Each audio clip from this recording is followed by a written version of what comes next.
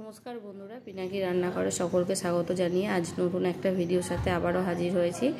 আজকে আমি তৈরি করে দেখাবো বাটা মাছের তেল ঝাল। তার জন্য এখানে আমি 4 পিস বাটা মাছ নিয়েছি, বেশ বড় সাইজের বাটা মাছটা, জ্যান্ত পুকুরের মাছ। এই মাছগুলোকে প্রথমে লবণ হলুদ মাখিয়ে রেখে দিচ্ছি। এবারে কড়াই সর্ষের তেল দিয়ে দিচ্ছি। এই পুরো রান্নাটাই কিন্তু আমি সর্ষের তেলে করব। তেল ঝাল রান্না কিন্তু সর্ষের তেলেই সুন্দর হয়, তাই প্রথমে সর্ষের তেলের মধ্যে মাছগুলোকে আমি ভেজে নিচ্ছি। আর এই মাছ খুব একটা কড়া করে ভাজার দরকার নেই, মাছগুলোকে হালকা একটু লাল লাল করে ভেজে নিলেই হয়ে যাবে। আমি এখানে মাছগুলোকে প্রথমে ভেজে নিচ্ছি। দেখুন মাছগুলো প্রায় ভাজা হয়ে গেছে, এবারে তুলে রাখবো।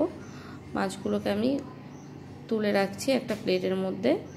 এবারে একটা মশলা তৈরি করব এই তেল ঝাল তৈরি করার জন্য। প্রথমে একটা মিক্সিং জারে 2 চামচ কালো সর্ষে দিচ্ছি, তার সাথে 1 চামচ পোস্ত নিচ্ছি, আর 2টো কাঁচা লঙ্কা নিচ্ছি, আর একটা ছোট সাইজের টমেটো কুচি করে রেখেছিলাম সেটা দিয়ে অল্প জল দিয়ে একটা মিহি পেস্ট তৈরি করে নিলাম।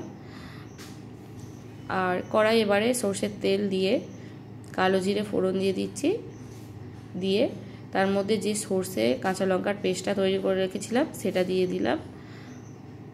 দিয়ে তার মধ্যে একে একে হলুদ গুঁড়ো, লঙ্কার গুঁড়ো আর লবণ পরিমাণ মতন দিয়ে এবার মশলাটাকে একটু কষিয়ে নেব।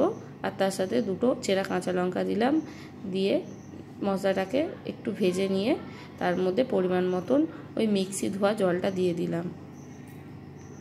মিক্সির বাটি ধোয়া জলটা দিয়ে দিলাম পরিমাণ মতন, দিয়ে কিছুক্ষণ ফোটাতে দেব। গ্রেভিটা ফুটে উঠলে তার মধ্যে ভাজা মাছগুলো এবারে একে একে দিয়ে দেব।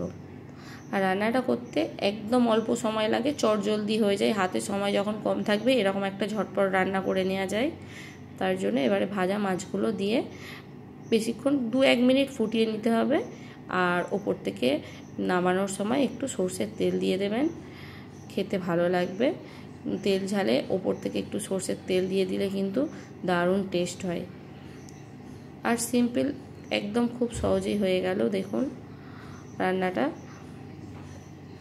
আমার এই ভিডিওটা কেমন লেগেছে অবশ্যই বলবেন, কমেন্ট করে বলবেন। আর নিত্য নতুন ভিডিও দেখতে চাইলে অবশ্যই কিন্তু কমেন্ট করবেন বন্ধুরা। ভিডিওটা ভালো লাগলে অবশ্যই একটা লাইক করবেন। আজকের মতন টাটা বন্ধুরা।